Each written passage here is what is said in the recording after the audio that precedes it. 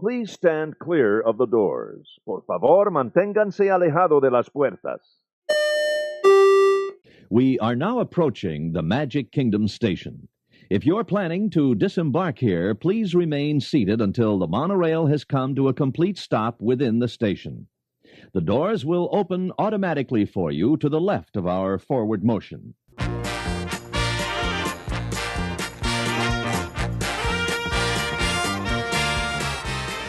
Hey everybody, thanks for joining us. I'm Tim Scott. This is ResortLoop.com, the gateway to the magic. We're back for a very special show because we've got some breaking news to talk about. But first, I want to introduce you to our guest. I feel like I'm talking very fast, but we have lots to get to. Joining us, Mr. Michael Stanford. Michael, how are you doing? I'm doing great, Tim. How are you? I'm doing wonderful. I'm very excited to talk about our little list of things we got going on at Walt Disney World. Yeah.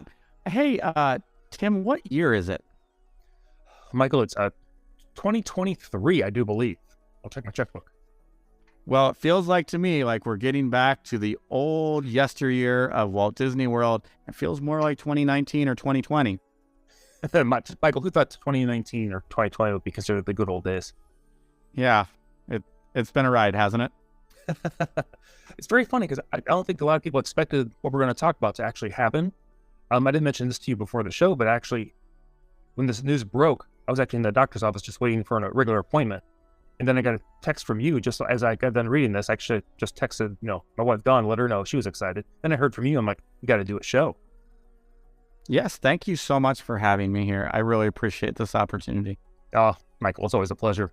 Always a pleasure to have you on the show. But we had some big news. Walt Disney World, we're getting back to, like you said, the good old days. And Disney just put out an article. It was the 5 updates coming in 2024 to make your visit easier. So starting early in January, these updates will take place. And by the way, I believe Michael, was it May 24th coming up? We can start booking for 2024, I believe. Somewhere around that range. May 31st. May 31st. Thank you for correcting me. I have so many numbers up here. We're going to talk about these 5 updates. And the first one I'm very excited about because, Michael, you remember, I was screaming this from the mountaintops for quite a while. We all gave them plenty of time to, get things under their belt. And then we all felt this policy had to go away. But Disney is finally, for next year, 2024, going to be removing the theme park reservation requirements from all the date-based tickets. This is good. Feels great, doesn't it? It'll be so much easier for everybody. I'm so thankful that they did this because you always had to explain to everybody. You have to buy your tickets, but you also have to make a reservation for the tickets when you're going to be down there. They did come with the reservations. And I know some people made the reservations or bought the tickets, but they couldn't get into the park they really wanted to get into. So, a lot of people wanted the Magic Kingdom, we got to go to the Animal Kingdom today, maybe Epcot. Yeah, there's always been a lot of Disney fans that have had problems with the reservation system. I know on certain occasions that I wanted to be in a park for whatever reason, and I was unable to get into that park without getting a Disney hotel room in order to get in, because that reservation system would allow only a certain amount of annual pass holders, only a certain amount of resort guests in, or some people were even resorting to buying a daily ticket and then just layering those on their My Disney app so they could still use their annual pass to get in. And I don't think that Disney intended, I think these were all externalities. I don't think that Disney intended for the reservation system to have these problems. I think that they were just trying to plan. But in all of that, they kind of disheartened some of their core Disney fan base. They did, because after a while, we knew that... So they're really starting to walk back some of these things. Thank goodness, because I know for a while, everyone was saying, Disney's not going to walk this back. Disney loves knowing who's going to be in what park, because they helps them with staffing. They can save money on the budgets by, having the correct amount of people in the park without worrying about overtime. But at that point, I was like, you know what? Now you're making things difficult on me to make things more convenient for you. And as the guest, that just felt wrong to me. Yeah. Very excited about this. I know. And remember, theme park reservations up until, I believe it's January 9th when this policy starts. So for the rest of this year, in the first week of January, you're still going to need your park reservation. So everybody, get your tickets early, get your reservations early, especially if you're going to be traveling around high traffic times. Thanksgiving, Christmas, first week or two of Food and Wine's always a big week. The sooner the better you can do those reservations. Always, as a pro tip, is always better. Plus, you have something to look forward to. Like, hey, I know I'm going to Epcot. Maybe I should see what they have for whatever festival I'm going to be attending. I always love planning and the countdowns to my next trip whenever I know that there's going to be one in the future. Oh, exactly. Who doesn't love the plan? People that love the plan, why would we be here? But we have some more good ticket information. This time for annual pass holders. What do you have there? Yeah, so I happen to be an annual pass holder. Just renewed my annual pass here back in April. And they're going to need, as annual pass holders and cast members and some other groups of people, some of those other groups of people are certain convention ticket holders, student groups, select promotional tickets, or military tickets. So if you have those, you're still going to have to make a reservation after January 9th of 2024. But Disney's also introducing a kind of a new program called Good to Go Days. And these are when annual pass holders and cast members will not need theme park reservations. You can just show up. So we have so many reservations in like a 7-day period of war. Good to Go Days sound like a lot of fun. And then, of course, you can still, after 2 o'clock in the afternoon, you can still go on most days, at least during the weekdays, to any park you wish. Seems like Disney's been doing a really good job as of recently trying to make annual pass holders happy, give them the full value for their pass. I think so, too. I think that Disney realized that they started kind of alienating some of their fan base, and now they're trying to kind of walk back some of their policies and make them feel more welcome to come to the parks. Yeah, I think Chapek's unfavorable attendance mix comment really hit a lot of people the wrong way. I thought there was a good way for it to hit, but that really stuck with a lot of people. You're exactly right. Michael, I'm going to start with number 3 on this list, because this is another one that, being a travel agent, I know people have loved this. That a lot of people have asked me, do you ever see this coming back? And Disney for a long time was saying it was coming back, but then we didn't hear or see anything for the longest time. Disney dining plans are coming back starting January 9th of 2024 also. They're going to come back with the Disney quick service dining plan and the Disney dining plan. So you're going to have the quick service options, and then you're going to have the regular table service options. Michael, do you remember what how much those options were previously? Yeah, so back in 2020, a quick service meal plan, which was 2 quick service meals with beverages, 2 snacks, and a resort refillable mug. It was $26 for children. It was $55 for adults. Now, the standard service meal plan had 1 quick serve meal and then 1 sit down meal, and that was $30 along with 2 snacks and a resort refillable mug. Mm-hmm. And that was $30.50 for kids and $78.01 for adults. I don't know what the new pricing is going to be. It could be more, could be less. I'm pretty sure out it's going to be less. It's not going to be less. It would be nice if it was less. I'm sure it'll be more. I'm very curious as to how much more. I mean, just the inflation alone, I think it's going to be very high. I shouldn't say very high, much higher than we were used to before. The thing about the dining plan is that for a lot of people, it was never about getting the value for the plan. Like your money, you want to break even on your money. It was more of a convenience. I want to know my meals are paid for. I don't have to worry about anything. But at the same time, you do want a good value. Michael, what are your thoughts on the value of the dining plan? Have you ever used it before? Yeah, I used it a bunch of times before, probably 4 or 5 times before on our trips. Mm-hmm. I know my first time that I stayed on property, we used the dining plan. One of the things that I kind of figured out is I went down and said, well, we want to eat here, we want to eat at this place, we want to eat at that place. And I figured out how much it was going to cost to do that out of pocket versus if I did that in the meal plan. So if you're used to eating really nice food, steaks and fish and lobster and all the nice stuff, that's what Disney's kind of budgeting for. They're budgeting for you to buy the most expensive meal. If your kids are going to eat chicken strips and cheeseburgers, maybe this isn't the best plan for you. But what I figured out is that pretty much there was no way to win at it, that Disney was kind of charging an administrative fee to pre-plan your meals for you. Right. Now I think there are a lot of people, they like to know they could start paying on their trip, including their meals, before they went. If they booked like a year out, they got 12 months to get all that money in there. Then when they show up at the parks, meals are pretty much taken care of. So, and if that's worth it for you convenience-wise, and you're happy with that, that's the way to go. Yeah, and there's always questions that come up.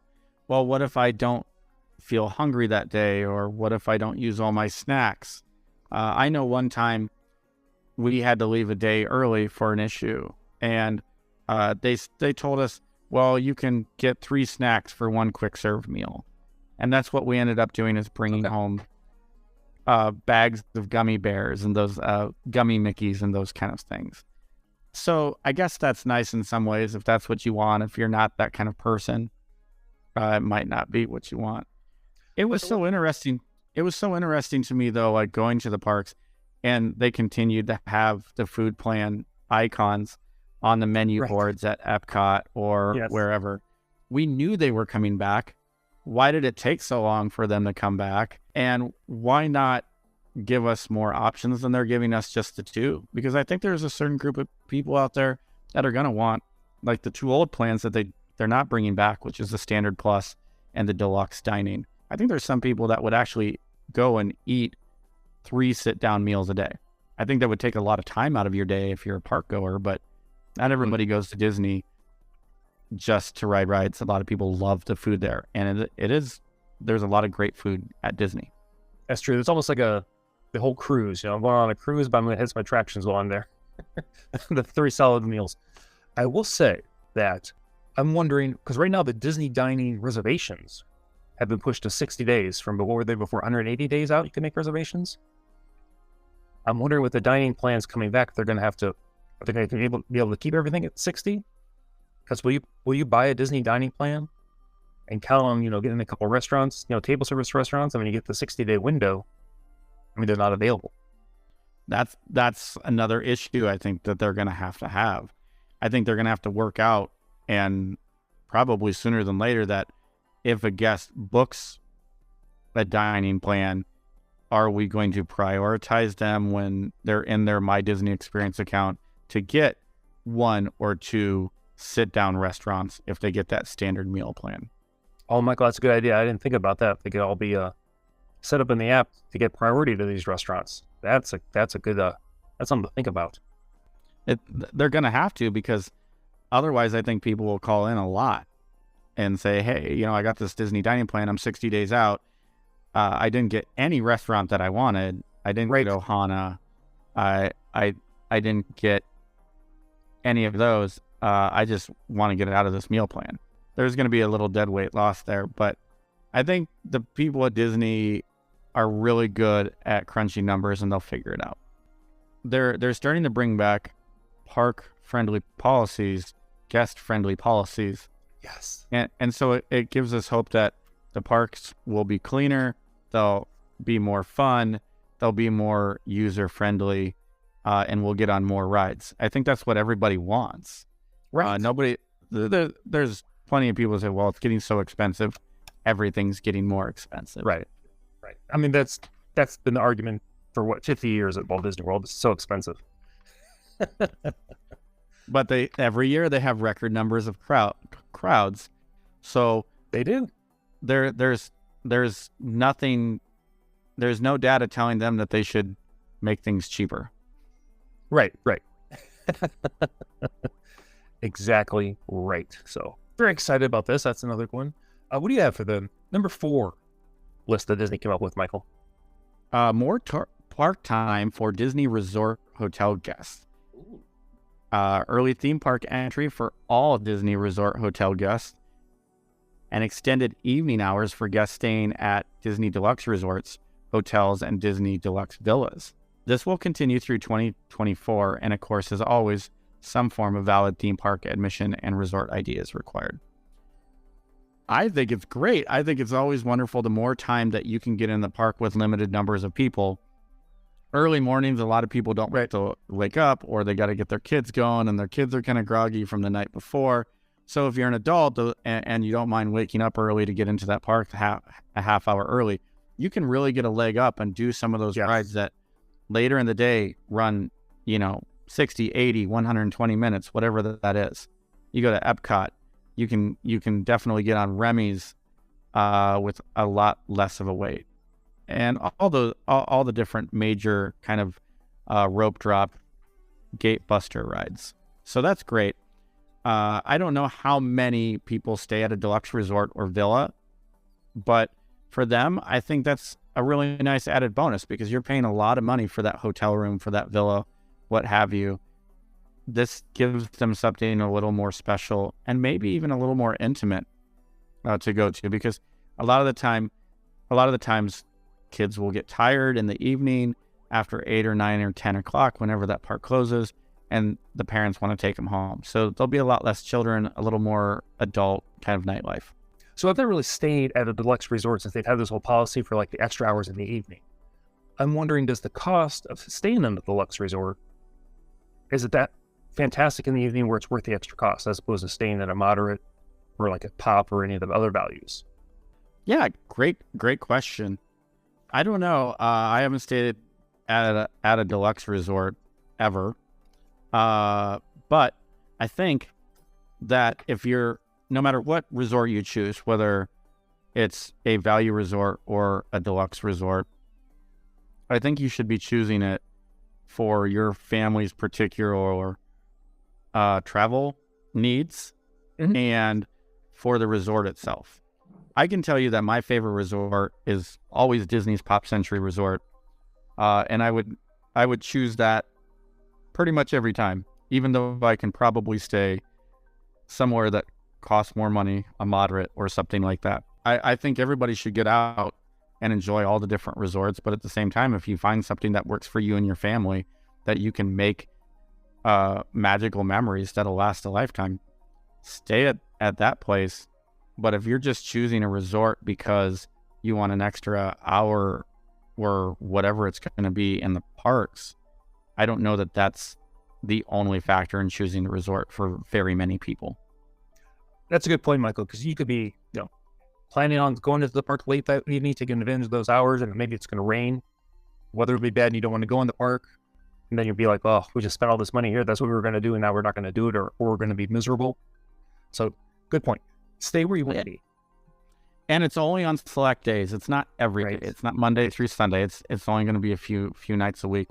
And I assume, and it Disney Blogs doesn't say this, but I assume that one night's going to be, Magic, and the next is going to be Epcot, and the next is going to be Disney Studios, and the next is going to be Animal Kingdom. And the problem with that is for shorter vacationers, that might be their only chance to do Magic. True. So I've never been able to stay at the Resort Contemporary, but I think that there's so many cool things at the Resort Contemporary to see and do. Same thing with like the Polynesian, that you might find that if you stay at those places, you'll end up not going to the park because there's so much to do at those different resorts for those extra Magic hours. That's true. Sometimes when you're staying at those deluxe resorts, maybe you're not even planning on some park time. You want to enjoy the nicer amenities, the bigger rooms, the more comfortable beds, that whole thing. All right, Michael, we're going to wrap this up. I'm going to talk about the fifth reason Disney gave us to look forward to 2024. Is that they're going to give you the option here. Plan ahead with Disney Genie Plus service. I kind of like where this is going. We'll have to see, because there's not a whole lot of details here. It's very vague. It says we are working on ways to help guests plan with Disney Genie Plus service and individual lightning lane selections before their visit, so they can spend more time with friends and family in the park. I like where that line said, because I'm reading there, not spending so much time in the parks on your phones. You're able to set the stuff up ahead of time. I don't know if you're buying lightning lanes the day before. Maybe they'll have like a 30-day window, a 60-day window. Michael, what would you like to see about this? What are your thoughts on this? I love the old Fast Pass system, the system that was before the Genie Plus and Lightning Lane system. When I read this on Disney Blogs, that's really what I wanted to extrapolate out of it, even though that's not what it is. I think it's good to get people away from their cell phone, and they don't have to worry about the morning of, I got to wake up at 6:55 and get in the queue for this at 7 o'clock. Right. And the night before, I got to buy Genie Plus, or I got to get this Lightning Lane after 7 o'clock in the morning, or like all these different time constraint things. Yes. When I go on a full length vacation, so if I go on a weekend vacation, that's one thing, go. But when I go on a full week vacation, I just want to go and relax and kind of get away from time crunches, because pretty much no matter what job you have, there's a time crunch here in some way. Right. And again, it kind of goes back to something that you touched upon too, which is we're not there to serve Disney. We're paying them for service, for entertainment. They should be more facilitative to us. And I think they're hearing us loud and clear. I think that what Disney's doing right now is moving in a positive direction for all of us. Do I think that the price is going to go away? Do I think it's going to go down? No. I read somewhere last week that it was the most expensive it had ever been, like the last couple of weeks. And there was one day that Genie Plus was $29.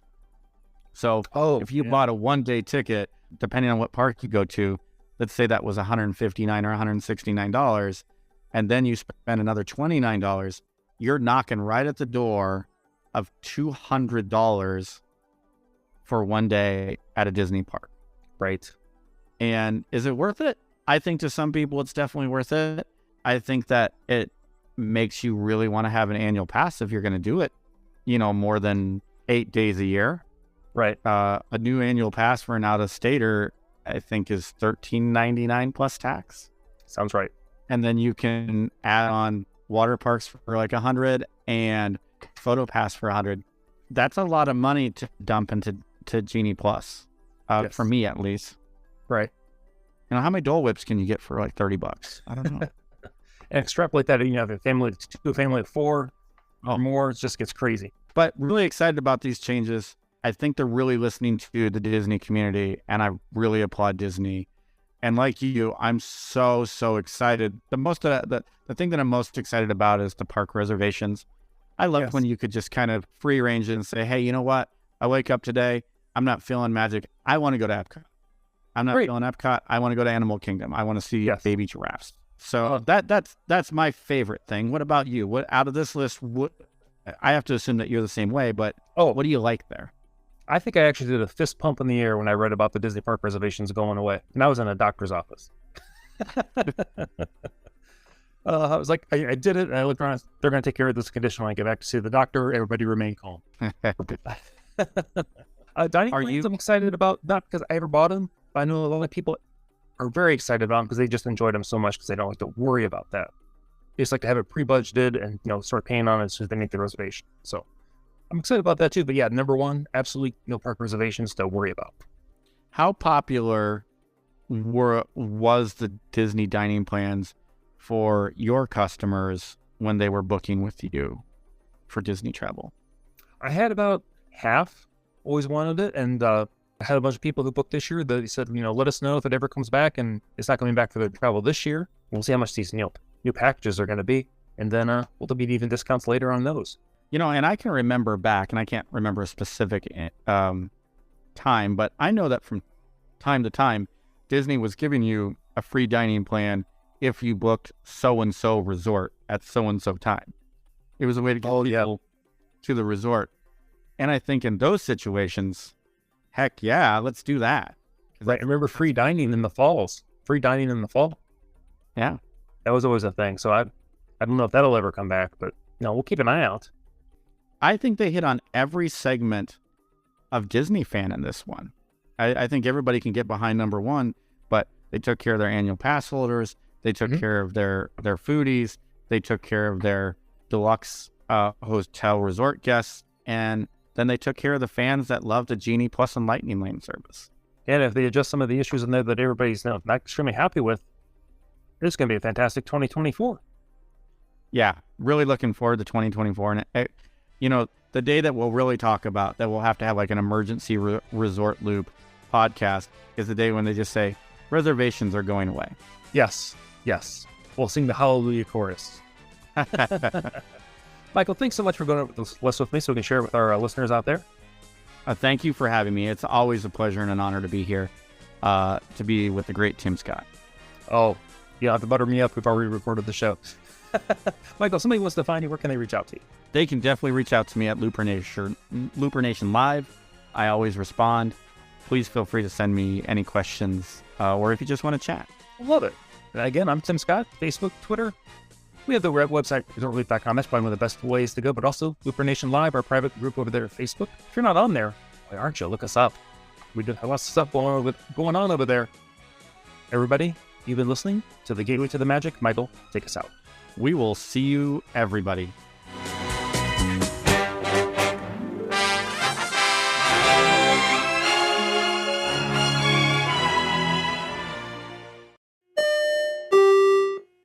Vacation memories will stay with you and your family for a lifetime. The Resort Loop Travel Group was created with this in mind. Our fee-free services will relieve you of the stress and confusion of finding and booking the best vacation at the best price.